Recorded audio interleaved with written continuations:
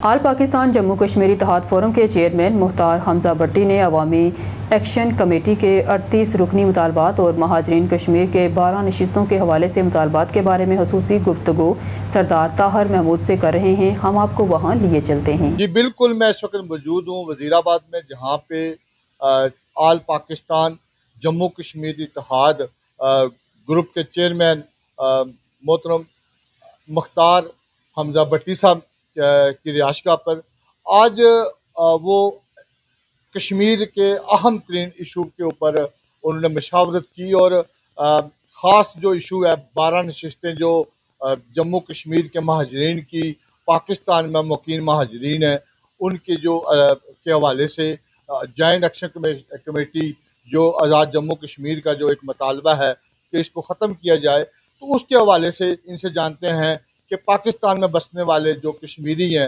کیونکہ ان کے یہ ترجمان ہیں، ان کے رہنما ہیں، ان سے جانتے ہیں کہ ان کا موقف کیا ہے اس تمام ایشو کے اوپر۔ بٹ صاحب بہت شکریہ۔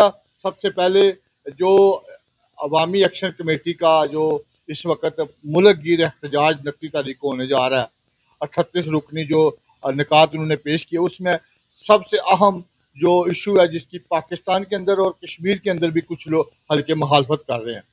آپ کیونکہ خاص جگہ گجرانوالہ جی ٹی روڈ کے اوپر وزیر آباد میں رہتے ہیں، جہاں پہ 2 حلقے ہیں، ایک حلقہ گجرانوالہ کا، ایک گجرات کا، تو آپ انتہائی اہم جگہ پہ آپ کی مقیم ہیں۔ کیا کہیں گے یہاں کے کشمیریوں کا کیا موقف ہے، اور ایز اے رہنما آل پاکستان جموں کشمیر اتحاد گروپ کیا کہیں گے اس حوالے سے؟ بسم اللہ الرحمن الرحیم۔ بہت شکریہ سر۔ بات مختصر سی ہے کہ جو کشمیر میں بسنے والے کشمیری ہیں، ہم جو پاکستان میں بسنے والے کشمیری ہیں، ہم سب کے ایک جیسے مقاصد ہیں۔ ہماری رگوں میں بھی وہی خون ہے مہاجرین کا جو ان کی رگوں میں ہے۔ ہم یہ سمجھتے ہیں کہ وہ ہمارا حصہ ہیں، اور جو کشمیر جوائنٹ ایکشن کمیٹی کے مطالبات ہیں، ہم ان کی حمایت کرتے ہیں، اور ان کی تمام ہماری دعائیں ان کے ساتھ ہیں۔ لیکن ان کا ایک جو بہت جس کے اوپر زور دیا جا رہا ہے کہ ہماری جو 12 نشستیں ہیں جو پاکستان سے باہر ہیں ان کو ختم کیا جائے، تو یہ سراسر زیادتی ہے۔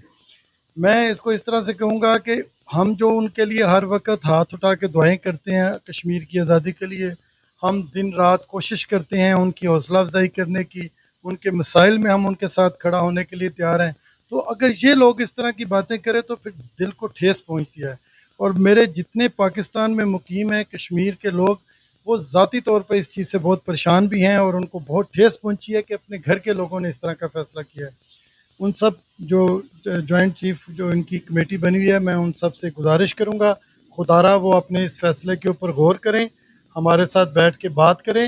ہم ان کے ان مطالبات کے لیے ان کا پورا ساتھ دینے کے لیے تیار ہیں جو حق اور سچ پر ہیں، جن پہ جو ان کے تحفظات ہیں وہ دور ہونے چاہیے۔ جہاں تک فنڈز کی بات ہوتی ہے، جہاں تک کوٹوں کی بات ہوتی ہے، ہم اس میں بھی کمپنسیٹ کرنے کے لیے تیار ہیں اپنے آپ کو، کہ جہاں ہم آپ کے ساتھ مل کر اس کاز میں کہ مہاجرین جموں اور کشمیر جو کشمیر میں رہتے ہیں، جو پاکستان میں رہتے ہیں، وہ ایک درخت کے نیچے آ جائیں، ایک چھتری کے نیچے آ جائیں، مل کر اپنے اتحاد کے لیے کام کریں، اپنے مہاجرین کی، ہمارے جموں جو مقبوضہ کشمیر ہے اس کی آزادی کے لیے مل کر کام کریں۔ اور جو دشمن ہمیں گمراہ کرنے کی کوشش کر رہا ہے، جو دشمن ہمارا ازل سے، ہماری پیدائش سے پہلے سے ہمارا دشمن ہے، ہم اس کے ناپاک عزائم میں ان کو کامیاب نہ ہونے دیں۔ اچھا سر، یہ جو عوامی ایکشن کمیٹی ہے اس کا 29 تاریخ کو پہیہ جام ہڑتال کا اعلان ہے غیر معینہ مدت کے لیے۔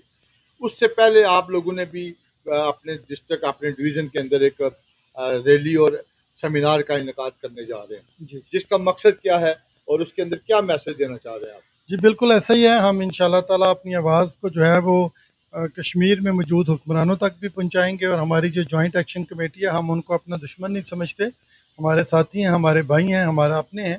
ہم ان کو بھی پیغام پہنچائیں گے کہ اگر آپ کسی غلط فہمی کی وجہ سے سب کچھ کر رہے ہیں تو ہمارے ساتھ مل بیٹھیں، ہم سے مشاورت کریں، ہم شاید آپ کو کوئی اچھا مشورہ دے سکیں۔ ہم لوگ آپ کے اپنے ہیں، ہمیں چھوڑ کر آپ کو نقصان ہوگا، فائدہ کوئی نہیں ہوگا، یہ بات 100% ٹھیک ہے۔ جہاں تک وہ افواج پاکستان کے بارے میں بات کرتے ہیں کہ وہ بھی وہاں سے نکلے، تو میں سمجھتا ہوں کہ اپنے گھر کو غیر محفوظ کوئی بھی نہیں کرتا۔ ہمیں انڈیا کو کبھی بھی اپنا دوست نہیں سمجھنا چاہیے، نہ ان کی پالیسیوں کو سمجھنا چاہیے. یہ لوگ تو ہر حال میں مسلمانوں کو اسپیشلی کشمیر کے لوگوں کو نقصان پہنچانا چاہتے ہیں, ہر اس شخص کو نقصان پہنچانا چاہتے ہیں جو پاکستان کے ساتھ منسلک ہے. اس چیز کو ہم نے سمجھنا ہے.